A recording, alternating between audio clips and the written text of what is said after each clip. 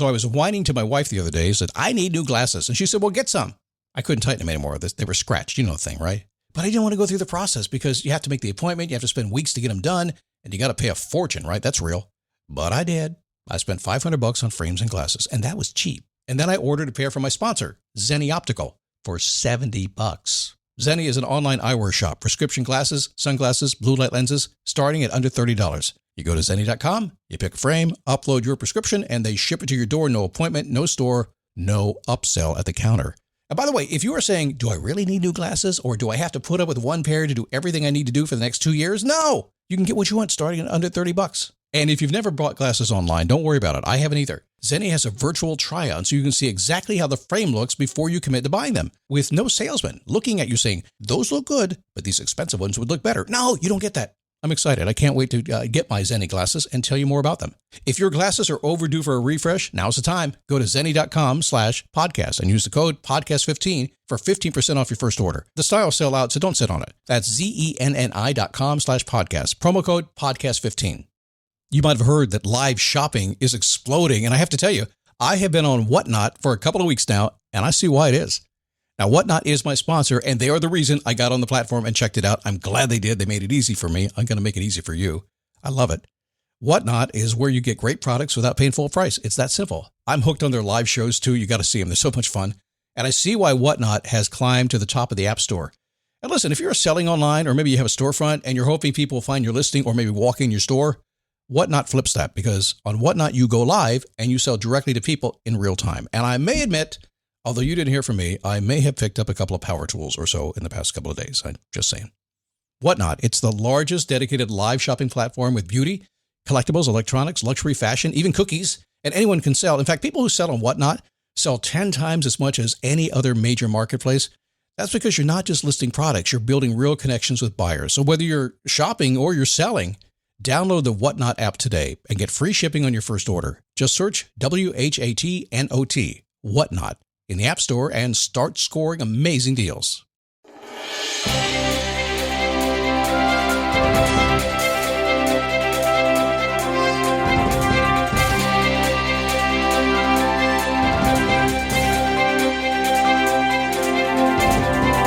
How are you?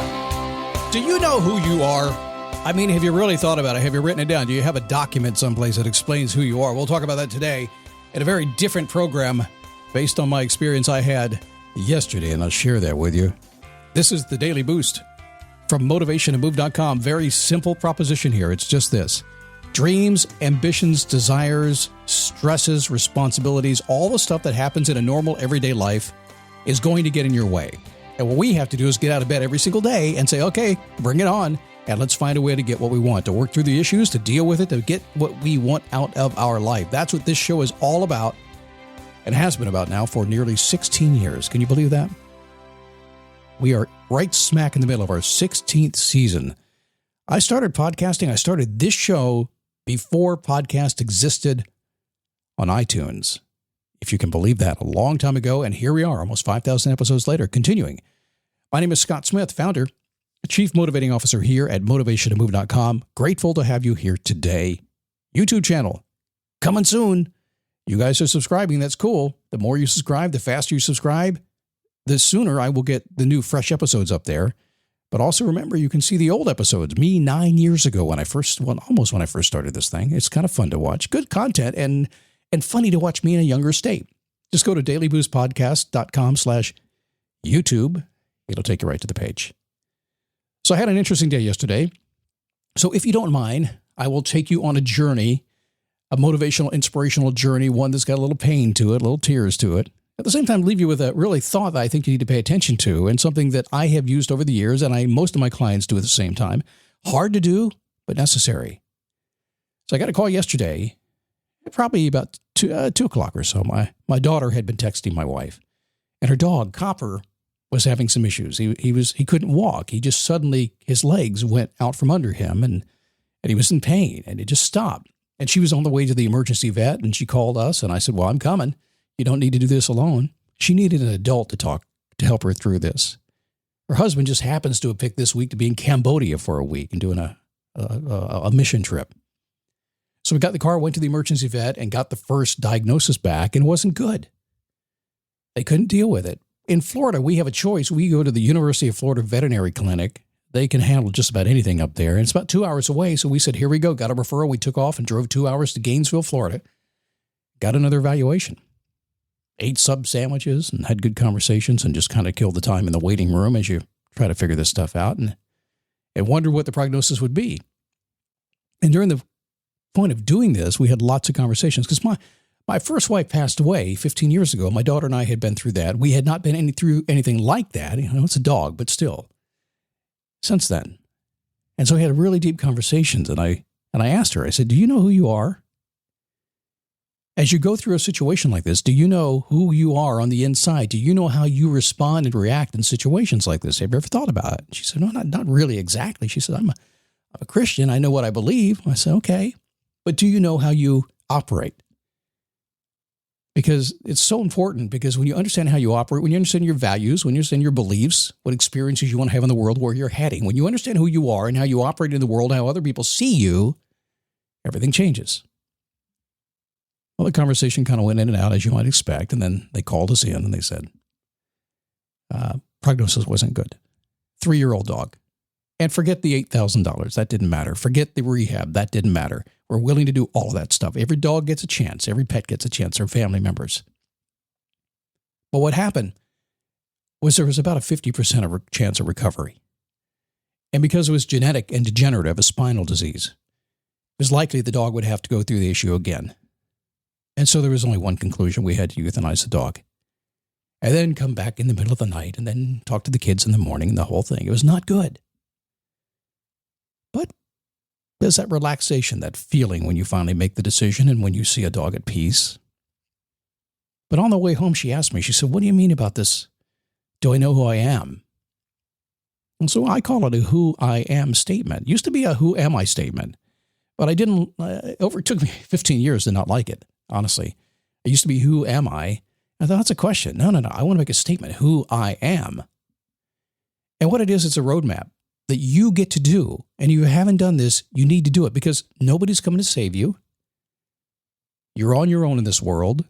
And it might be nice. Yes, we'll have people help, like I stepped in to help, but nobody's coming to save you, because what goes on between your ears and your mind as you try to navigate the world and figure stuff out and just make sense of it and be happy and all the things you want, that's up to you.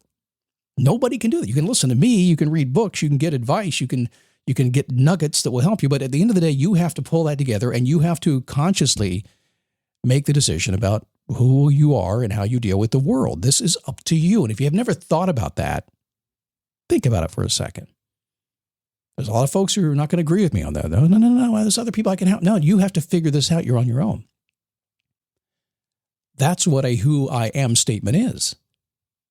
It's a document.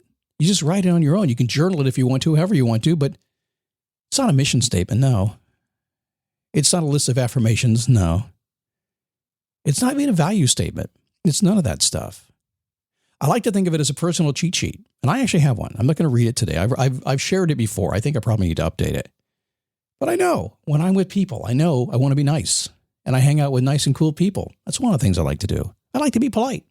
I don't like to be mean. There's certain things I just like to do, and that's how I like to roll, and that's who I am. When you hear me on the podcast, I got a little bit of a personality, and I can get out there a little bit sometimes, and I can ruffle some feathers. I don't like to do that, but it's who I am, and I know that. And I said, well, that's who I am. But let me pull back a little bit and make sure that I am delivering what people need, because that's really who I am. I write that down. Because if we don't write it down, if we don't have structure in our life, if we don't take the time to say who I am and put it in front of us, if we don't decide how we're going to walk and talk and roll in this life, if we don't do that, all we're doing is let other people pull us around. And they don't mean to do it. Some do. Yeah, some absolutely want to pull you around. But for the most part, people are doing it because they're rolling on their own agenda. They're living their own life. They're trying to figure out who they are, and they're going to put it onto you. How do you see yourself?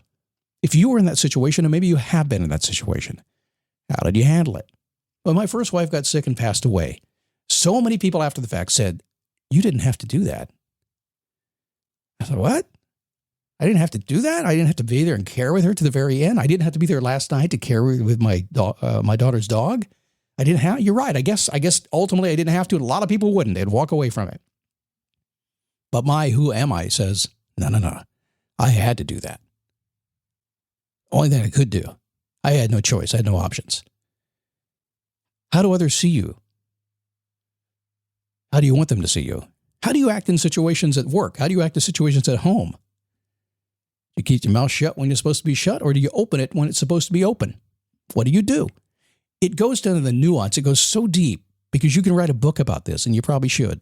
Life is going to get in the way, but you can always turn to this predetermined document you have, this who I am document. And it'll give you corrective actions. I just worked on my book here, and it's in the final layout. It's a gratitude journal we put together. And ultimately, the reason I put it together was because I understood at the end of you filling in this gratitude journal, you will have an operations manual for your life about how to feel gratitude no matter what happens in the course of your day. It's a who I am book. That's what it is. Inconsistency in behavior will whittle away at your soul. That's something I know for sure. Nobody wants that to happen. If for no other reason, it is exhausting. We don't want to wear ourselves out, do we? Consistency will strengthen you and make you happy. A who am I document allows you to be consistent and predetermine in advance how you feel about the world so you don't get surprised. People know who you are, and that's how you walk. And yes, you can update it as you want to throughout your life. That's okay. It's fine as you learn new lessons and figure new stuff out. To change it, ask any 17-year-old who turned 30, and then ask any 30-year-old who turned 50 if they've figured a few things out and made a few changes along the way.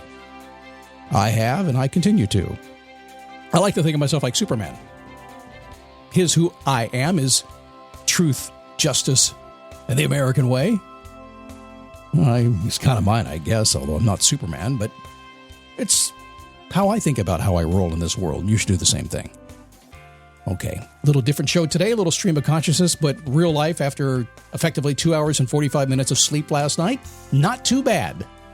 Join me at Facebook where the conversation continues, and just tag me if you want to chat with me. Tag me over there. Just go to dailyboostpodcast.com/Facebook. Tag me. I'll see it and I'll say hi. I look forward to getting to know you a little bit, and we'll see you tomorrow right here on the Daily Boost.